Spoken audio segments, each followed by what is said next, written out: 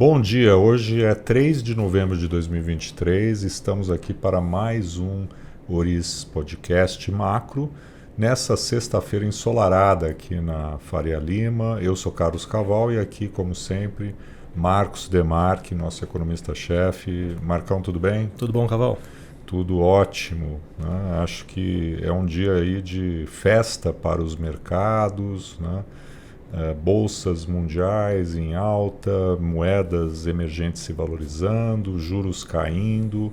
Na sexta-feira passada, nós tínhamos feito o nosso podcast pela manhã, sinalizando uma melhora no apetite de risco, ainda modesta, os juros americanos de longo prazo se estabilizando, né? Mas olha quanta coisa aconteceu de lá para cá, né? Primeiro que logo na sequência, né, poucos minutos, aliás, né, depois de termos feito aquele podcast, vieram as declarações do presidente Lula sobre mudança da meta fiscal, enfim, né, jogando, né, um balde de água fria nos mercados que tentavam, né, se animar em função aí do quadro internacional um pouco mais estável em termos de juros de longo prazo, né? E isso criou um pano de fundo complexo para a reunião do Copom, né, que, entrando já nessa semana, foi o começo, né, dessa sequência importante de eventos que tivemos durante a semana, né? Não obstante, né, essa incerteza internacional, né, elevada por conta da alta dos juros das Treasuries e essa sinalização, né, muito negativa do governo com relação à mudança da meta do resultado primário para 2024, o Copom acabou, né, Marcos, confirmando aquilo que os analistas esperavam, né, e, sobretudo do ponto de vista do guidance, né? Isso, acho que havia ali uma curiosidade, uma expectativa de como que ele iria colocar, né, a ideia de como seguiria o ciclo de juros, né, se ele usaria no singular ou no plural a referência, né, próximas reuniões, manter o ritmo de 50 pontos base. Ele manteve, né, no plural, né, que pegando literalmente ali a palavra, significa que pelo menos mais 2 reuniões o Banco Central vai manter aí o ritmo de corte de 50 pontos base, né, pelo menos é o cenário base dele, né. Mas teve surpresas ali na parte de inflação também, né, Caval? E acabou que as projeções de inflação que ele trouxe, né, e aí acho que talvez o mais importante seja o 2025, acabou subindo de 3,1% para 3,2%. Também houve, né, uma alta na mesma magnitude da projeção de 2024, né? E houve quem lesse nessa mudança, né, uma chance menor de irmos para uma Selic de 1 dígito, né? Aliás, a pesquisa Focus essa semana, pela primeira vez, já trouxe aí a Selic acima dos 9%, 9,25%, enfim. Mas a questão do juro de final do ciclo, né, tá muito agora remetida tanto ao contexto do juro global mais alto, como agora também sobre o que vai acontecer com a trajetória fiscal. Acho que de interessante ali, né, quando a gente pega o comunicado e compara o comunicado com a reunião anterior, né, foram mudanças muito suaves, né, nenhuma mudança drástica ali do linguajar, né, mas você tem 2 trechos ali do comunicado que ele reforça, né, eu trouxe aqui, né, o contexto interno, né, a conjuntura mais incerta, né, global, né, como sendo um fator de preocupação na condução da política monetária, né, e no parágrafo abaixo, né, a desinflação mais lenta acontecendo no Brasil, em meio a um cenário global mais desafiador, né? Então ele pesou um pouco mais a tinta na questão do externo, que melhorou bastante, né? Puxando de 2, 3 dias para cá, né? Pouco tempo, mas melhorou relativamente bem, né? A gente vai comentar um pouquinho mais à frente. Mas acho interessante também, né, Caval, entrar num seguinte ponto, né? Você destacou a questão da discussão da meta, que tem uma chance muito alta de ser revista, a meta de déficit fiscal para o ano que vem, né? Mas no comunicado em si, o Banco Central não fez nenhuma mudança significativa, né, na atenção que isso requer, né? Eu acredito, e até dei entrevistas a esse respeito, né, que o Copom ele respeitou, de certa forma, uma liturgia em que não vale a pena você tomar decisões com base em fatos que não ocorreram, em decisões que não foram tomadas, né? Acho que até na ata do Copom, na semana que vem, deve aparecer ali alguma discussão, né, na reunião, mas ele manteve, né, a mensagem, né, de que hoje a grande dúvida é exatamente o cumprimento, né, da meta fiscal, coisa que agora, né, ganhou uma incerteza muito maior, e acho que hoje parece que a probabilidade maior é que haja sim essa redução da meta para o ano que vem. Isso acontecendo, na semana que vem podemos falar especificamente desse assunto, das suas implicações, mas deixamos isso até para um momento posterior, enfatizando a nossa visão extremamente negativa com relação a esse movimento, porque ainda falta, né, falar, vamos dizer, do ator principal, né, dos mercados nessa semana, que foi o cenário internacional, tem sido, né, inclusive, mas pouco antes ali da reunião do Copom, que havia inclusive expressado, né, com mais tinta, né, com mais ênfase a preocupação com o cenário internacional, nós tivemos a reunião do Fed e depois do feriado de ontem, os dados do mercado de trabalho hoje, né, e isso criou uma sequência muito positiva para os mercados, né? Pois é, eu vou até dar um passo anterior, né, em relação à reunião do Fed, que aconteceu no meio da tarde da quarta, porque na manhã, né, da quarta-feira, também tivemos um evento relevante para os ativos, né? Então foram 3 eventos. O Tesouro Americano anunciou as intenções de emissões para o atual trimestre, né? Ele anuncia aí o quanto ele pretende emitir, e a perspectiva é que ele vai emitir menos do que o mercado projetava. Então, assim, já teve uma boa notícia, né? Só lembrando que desde o começo de agosto, boa parte da alta de juros nos Estados Unidos, né, da parte longa da curva de juros, se deu por conta dessas emissões bem mais altas, né? O mercado ficou bastante preocupado com a questão fiscal. Não que isso tenha se dissipado, né? Mas o Tesouro falando que iria emitir menos do que o mercado estava projetando. Então acabou já sendo uma boa notícia na própria quarta-feira para ajudar juros a cair um pouquinho, né? A descomprimir um pouco essa questão. No meio da tarde tivemos a reunião do Fed, né? Que assim, a expectativa era que fosse ser uma reunião assim, um pouco xoxa, assim, porque não tinha projeções econômicas a serem atualizadas, né?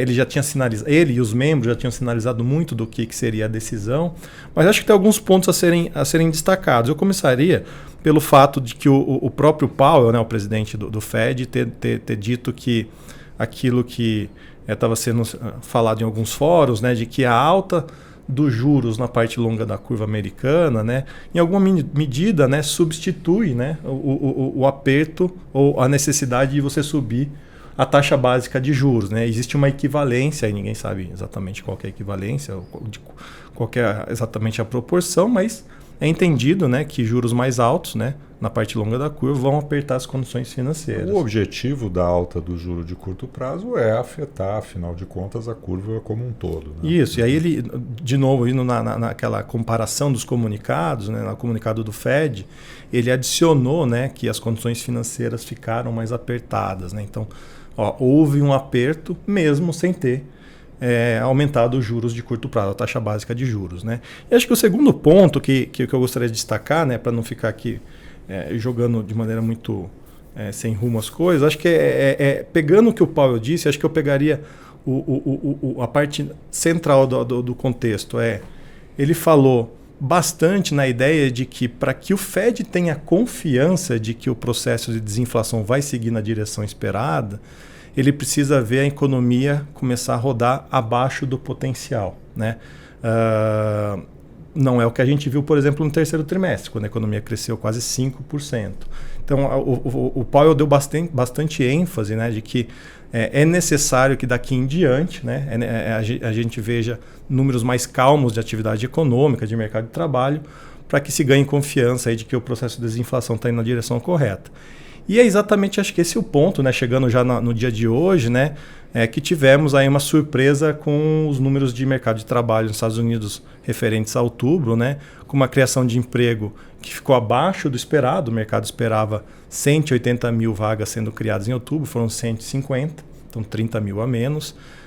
Destacar também que para os meses anteriores houve uma revisão negativa em mais de 100 mil postos de trabalho, né? Então números mais calmos. Ou seja, tudo ao contrário, o oposto do que tinha ocorrido na divulgação de setembro. Né? Muito mais forte do que o esperado e uma revisão para trás para cima. Exatamente. Né? Além disso, talvez para mim até mais relevante, né? A taxa de desemprego subiu novamente, saiu de 3,8 para 3,9, né? Então, o que a gente já observa, de maneira geral, no mercado de trabalho americano, é uma desaceleração. E o ponto importante aqui é que, até agora, né, tudo pode mudar, mas no final das contas, o que acho que chama mais atenção é uma desaceleração ordenada, sem ruptura. Né? Normalmente, né, se a gente tem números que mostram uma ruptura, alguma coisa mais aguda de variação dos dados, aí o mercado começa a panicar, a pensar em que não é recessão, tal, mas por enquanto o que a gente tem é uma sinalização que até agora a desaceleração está acontecendo de maneira ordenada. E por fim, né, no meio desses dados, aí são os dados de salários, eles vieram um pouquinho mais pressionados do que se imaginava, né? Esperava-se uma alta de 4% no acumulado 12 meses, foi 4,1%, mas desacelerou de 4,3% no mês passado. Então, é uma desaceleração, acho que isso já é suficiente para mostrar que está tendo a convergência. Enfim, tudo isso, né, desembocou aí, como você disse, né, num dia de hoje, não só hoje, né, mas ontem, até mesmo após quarta-feira, a reunião do Fed, né, de juros longos caindo, né, e impulsionando os demais ativos de risco. Acho que essa é a atual. Eu até anotei aqui, nos últimos dias, nos últimos 5, 6 dias, a Treasury de 10 anos estava em 4,9%.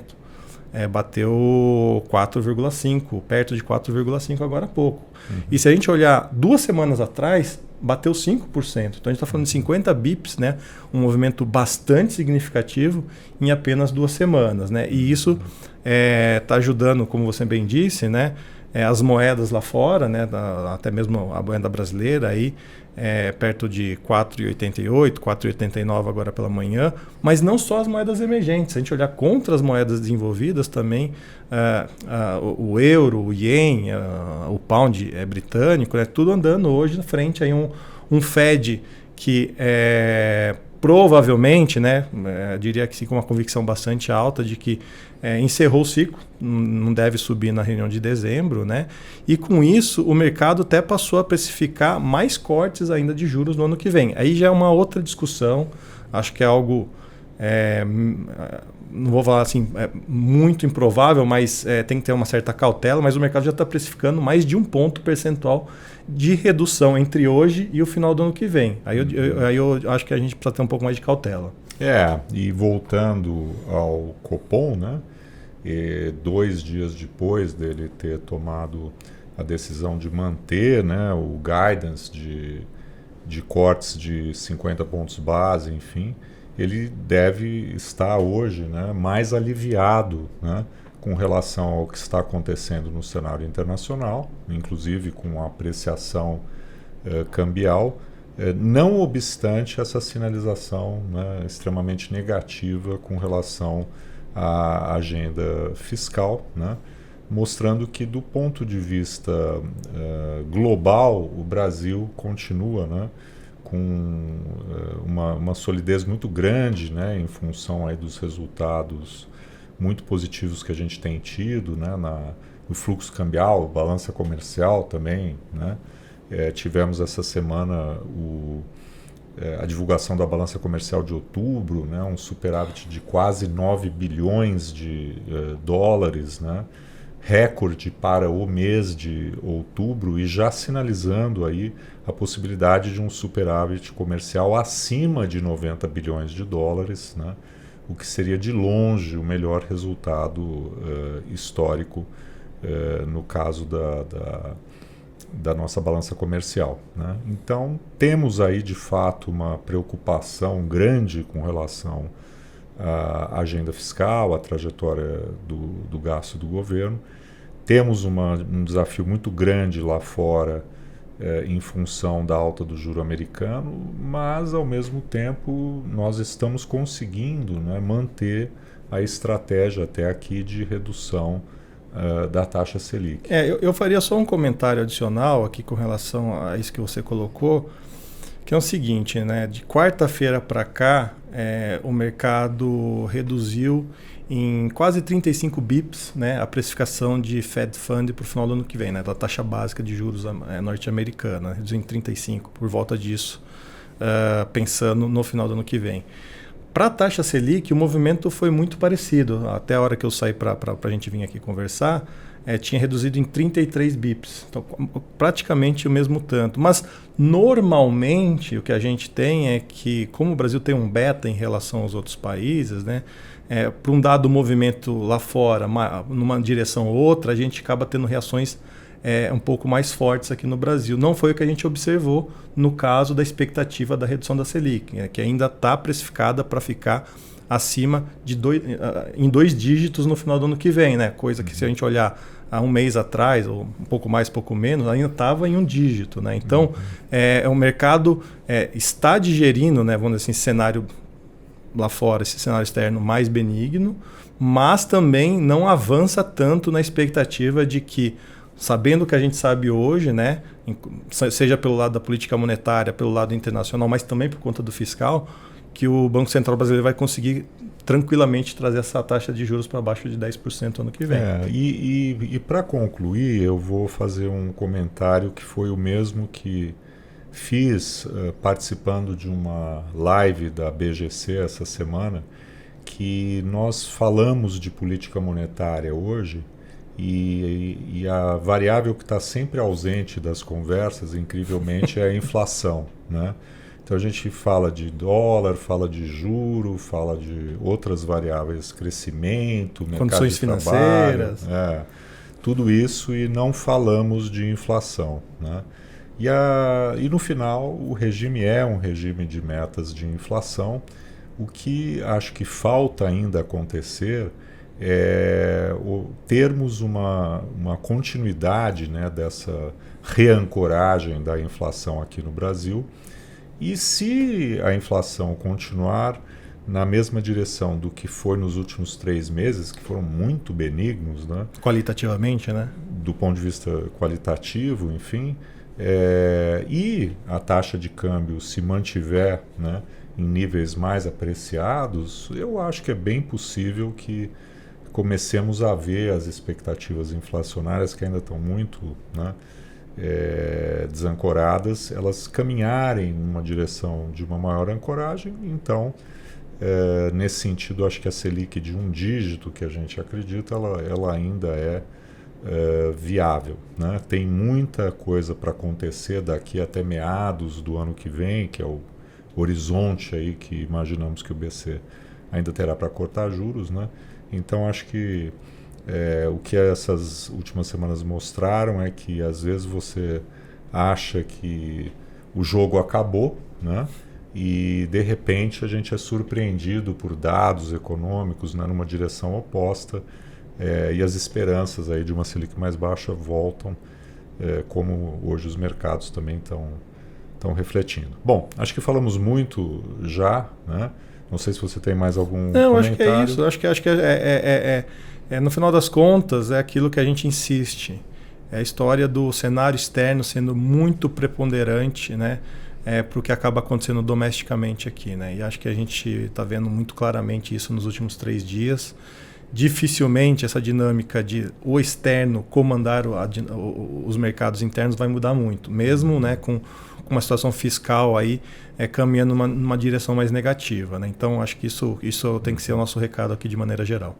Se o governo ajudasse, ia ser realmente muito melhor e muito mais fácil. Mas ficamos por aqui, agradecemos a todas e todos que nos ouviram hoje, né? E um bom fim de semana pós-feriado para todos. Bom final de semana.